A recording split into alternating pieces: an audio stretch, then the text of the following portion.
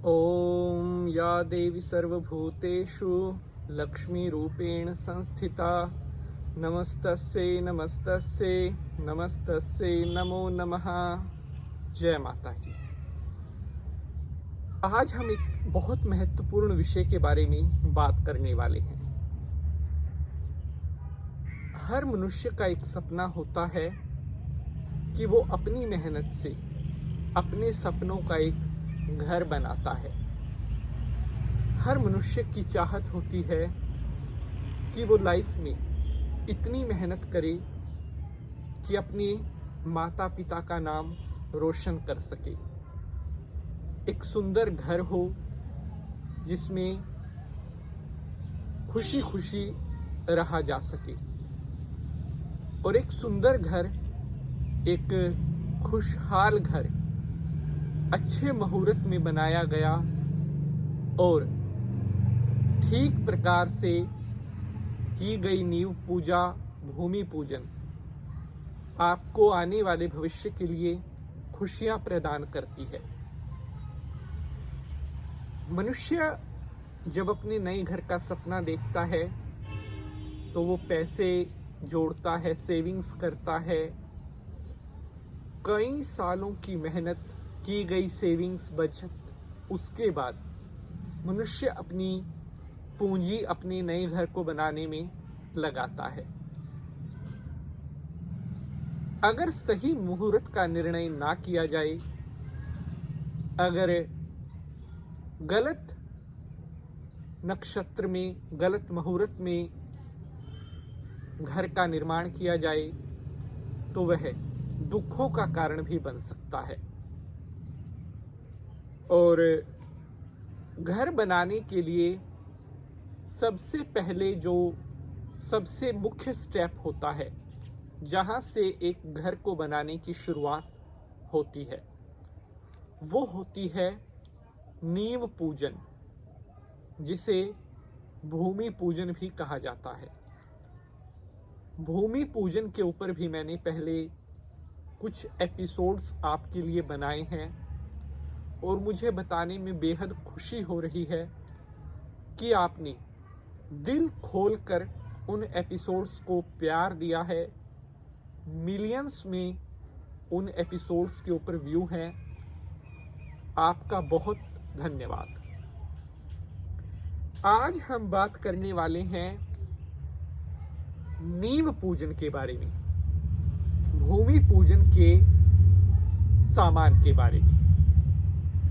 बहुत सारे भक्तों की हमारे पास क्यूरीज आ रही थी, कमेंट आ रहे थे कि पंडित जी, नींव पूजन में क्या सामान होना आवश्यक है।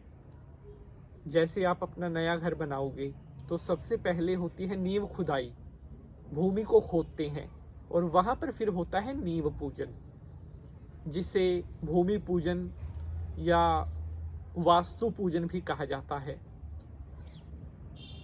आज मैं आपको नींव पूजन का वो सामान बताने वाला हूं जो उस पूजा में होना बहुत जरूरी है। अगर आधे अधूरे सामान के साथ आप नींव पूजन करोगे तो वो आपको सुख नहीं देगा, कष्टों को भी बढ़ावा दे सकता है। इसलिए सही तरीके से की गई पूजा मनुष्य को खुशहाली और सुख समृद्धि देती है। तो चलिए शंकर भगवान को प्रणाम करते हुए आज के एपिसोड को प्रारंभ करते हैं। बोलिए शंकर भगवान की जय। हर हर महादेव। नमस्कार, आप देख रहे हैं आपका अपना YouTube चैनल और मैं पंडित नितिन शास्त्री आप सभी भक्तों का आज के एपिसोड पर हार्दिक स्वागत करता हूं। आशा करते हैं आप सभी स्वस्थ होंगे, मस्त होंगे और भगवान भोलेनाथ की कृपा आप सभी के ऊपर बनी रहे। मेरी आपसे रिक्वेस्ट है, अगर यह एपिसोड आपको पसंद आएगा तो इसे अपने परिवार, भाई बहन, ताऊ चाचा, मित्र, रिश्तेदार, बुआ, फूफा, उनके साथ फिर शेयर जरूर करें ताकि महत्वपूर्ण जानकारी अन्य लोगों तक भी पहुंच सके। तो प्रस्तुत है नींव पूजन, भूमि पूजन में प्रयोग होने वाली पूजा सामग्री की जानकारी। सबसे पहले आपके पास 5, 7 या 11 नई ईंटों का होना बहुत जरूरी है, क्योंकि जो मकान हम बना रहे हैं, जो घर हम बना रहे हैं, वो किसके द्वारा बनेगा? ईंटों के द्वारा।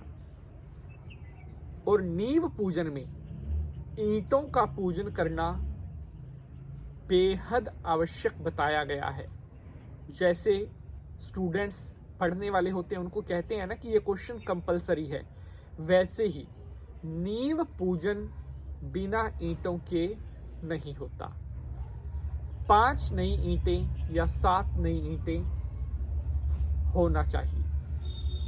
दूसरी, आपके पास सिंदूर, रोली जिसे बोलते हैं, कलावा जिसे मोली बोलते हैं, आपके पास सुपारी, इसके अलावा गोमती चक्र, आपके पास कोड़ियां, ये होनी जरूरी है।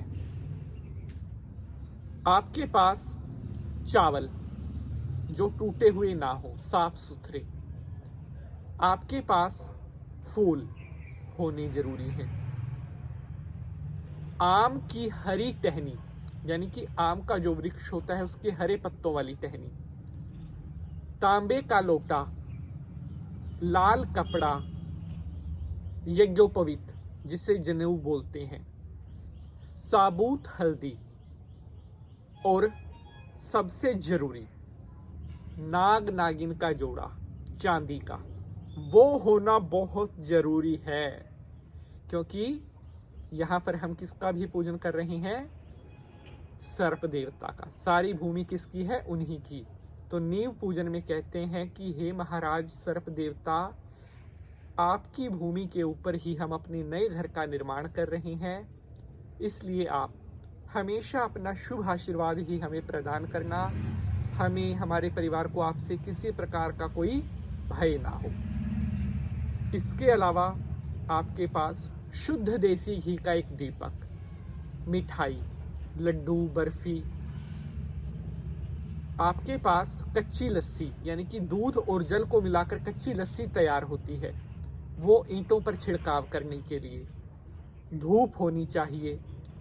इसके अलावा आपके पास जो है लौंग, इलायची, आपके पास पान का पत्ता, फल, केला, सेब, जो भी है, 1-1 रुपए के 1 या 2 सिक्के जैसे भी हैं, थोड़ा सरसों का तेल, और उसके अलावा जो है आप जायफल, ये सामान, ये सभी सामग्री जो मैंने आपको बताई है, ये नींव पूजन में अगर आप प्रयोग करते हैं तो आपके द्वारा की गई यह नींव पूजा संपूर्ण रूप से शुभ रहेगी, सफल रहेगी, और आपके सभी कार्य सिद्ध होंगे।